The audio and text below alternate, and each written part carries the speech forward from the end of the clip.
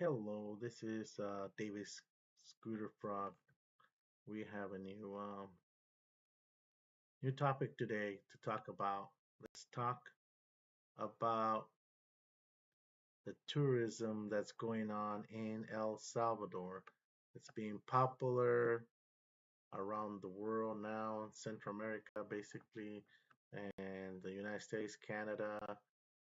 The Europeans are going to visit the place. Let's see one of It's the El Salvador, and this is how it went. We started off strong by hiking the famous volcano Santa Ana, a moderate level hike with an emerald sulfur filled crater waiting for you at the top. It takes about an hour and a half to summit with amazing views along the way. We spent 45 minutes at the top and got ice cream from this man on the way down. Afterwards, we went to nearby Lake Coatepeque to jet ski and enjoy a lunch on the lake. We returned to El Tunco for a night out on the town. Day 3, we went to Ruta de las Flores to El Carmen Estate to experience a coffee tour and learn about the process of coffee exportation in El Salvador. Then we went to the indigenous village of Nahuizalco, and we also visited my favorite town of Ataco. Day 4, we woke up to take surf lessons with Bamba, the president of the Surfing Association in El Salvador. Then we went to Naui Beach House, a pool club on the beach in Mizata, to have a relaxing day in the sun and enjoy the ocean in infinity pool. Day 5, we took on the heat and hiked to Tamanique Waterfalls, where we enjoyed a series of different falls. The hike was very tough due to the temperature that day, but luckily we could cool off in the water. We also enjoyed some cliff jumping. After a hard day on our bodies, we hit the town for another night out together. Day 6, we drove 3 hours to the border to camp overnight at the top of Volcano Conchagua, where we enjoyed great views overlooking the Gulf of Fonseca. And on day 7, we drove to the capital of San Salvador to explore the city on our final day. We also visited the famous pool hall, La Dalia, to shoot billiards together. That concluded our trip to El Salvador, and I can't wait to host more trips there later this year. wow. Uh, follow Shello. He's in TikTok. I've been looking at his video in TikTok. He's a very good person. He to the vendors outside on the street. Usually he gives out big tips for them and really nice person. He helped the vendors, the people that really needs help in El Salvador. So um, I really like his videos. And let's see more about tourists around the world. There's this This might be the single most underrated tourist activity in Central America, and you will not believe what it costs. Welcome to episode 17 of Solo Backpacking Central America. Buenos dias from Waiua, El Salvador. Today is a day I've been looking forward to for quite some time. I'm doing the 7 Waterfalls hike, which is sort of why you come to this town, and I'm bringing you guys along with me. So it's going to be a great day. As I made my way through the cobblestone streets of Huayua, I made a stop at the bakery before meeting up with the others at the church before setting off into the El Salvadorian jungle. I found out about this excursion from Mackenzie at Girl Going Travel and immediately knew it was something that I wanted to do, but honestly it completely surpassed my expectations. We were led through the jungle by our trusted guide, and after about 45 minutes, we made it to our first. I've seen this many times. A lot of tourists, European had gone there from Spain, from England, from Ireland, Irlanda, and they've been climbed before that. There's a big challenge to climb there. You better have very good uh, shoes, right shoes to climb up there and go to the top of the waterfall.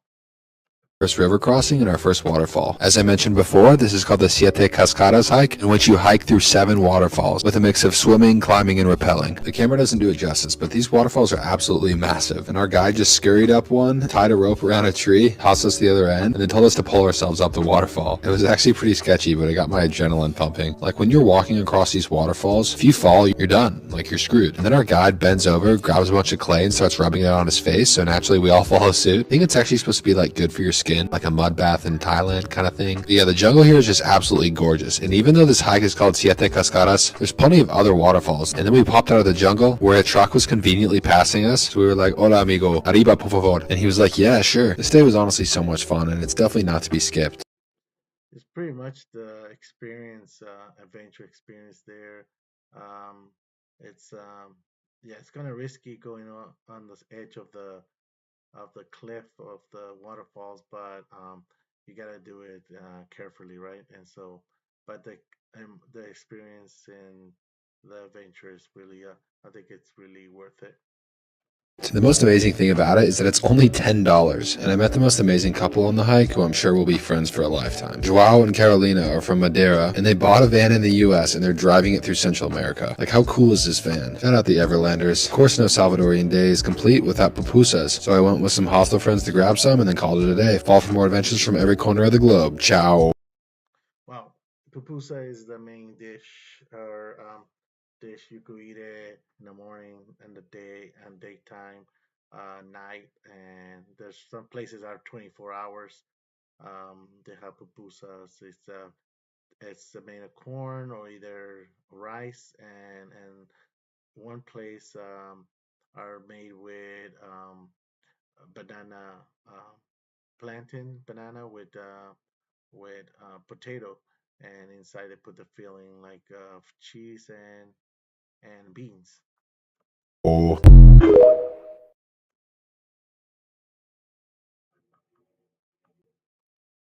This is another good place. Like Cello went to This visit. is, this is the best 1 week itinerary for visiting El Salvador that's ever been posted online. Take it from someone who has been to all 14 departments and visited 23 times in the last 5 years. This is going to be an 8-day, 7-night trip. Day 1, you're going to book an early morning flight to arrive in the AM or noon at the latest. You'll book a rental car. I'll leave some great options in the caption. And then you're going to drive directly to your accommodation, drop your bags off, drive straight to the capital city, and explore Centro Histórico. Here you can visit the National Library.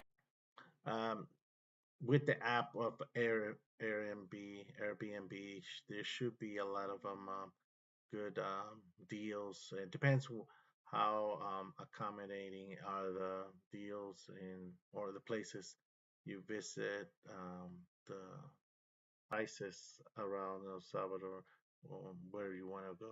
Library, the Metropolitan Cathedral, the Rosario Church, Palacio Nacional, Club La Dalia, local markets, and more. Head back to La Libertad for the late afternoon and find a spot on the water to enjoy a sunset dinner. Day 2, you're going to have an early morning as you head to Santa Ana to climb one of the most beautiful volcanoes on Earth. A local guide is required to hike it, so make sure you have one. I'll leave some tour operators in the caption. After the hike, you're going to drive to La Octava Maravilla restaurant on nearby Lake Coatepeque. There, you're going to have a delicious lunch and then jet ski for 30 minutes. Day 3, you're going to book surf lessons in El Tunco. I'll leave some surf instructors in the caption. These are 1-hour lessons and a great way to experience one of El Salvador's biggest tourism draws, the incredible surf. After the lessons, if you have enough energy, drive up to nearby Tamanique waterfalls to spend the afternoon enjoying one of El Salvador's best natural wonders. Day 4, you're going to explore Ruta de las Flores. Make a stop in the indigenous village of Nahuizalco and explore the market a bit. Continue on to El Carmen Estate in Ataco and take a tour of the coffee plantation and learn about one of the country's main exports. After the tour, you're going to drive to the town center of Ataco and enjoy an ATV tour. This will take you to some incredible viewpoints, and it's a lot of fun to see the area this way. Day 5, you're going to relax a bit, and this can either be an optional beach day where you do nothing and recuperate a bit, or you can head down to Naui Beach House, El Salvador's most popular beach club where you can enjoy music, food, an infinity pool, and great vibes. Day 6, you're going to drive to Puerto Barillas Lodge in Usulutan, and you're going to visit the monkey sanctuary. Here you can get up close and personal with spider monkeys, and you can also spot some other wildlife such as falcons, herons, crocodiles, agoutis, the taragos, and more. You can also kayak and explore the mangroves here as well. Day 7, you're going to explore 2 more amazing viewpoints, one being inside the crater at El Boquerón, and then you're going to head over to Puerta del Diablo to enjoy the newly renovated area. And day 8, you're sadly going to be heading home. But that's how I'd spend a perfect week in the country of El Salvador. You'll get to experience so many aspects of the country, from the surf to waterfalls, the historic center, volcanoes, lakes, estuaries, wildlife, coffee, indigenous villages, beach.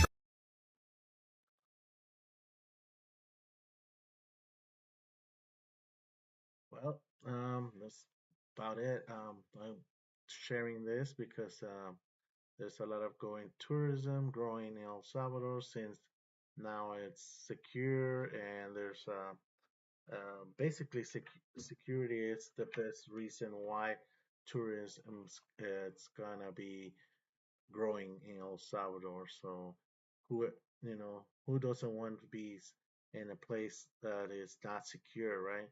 So where the crimes it's lowest than ever, and you have a lot of places to go to visit around El Salvador, lakes, rivers, hiking.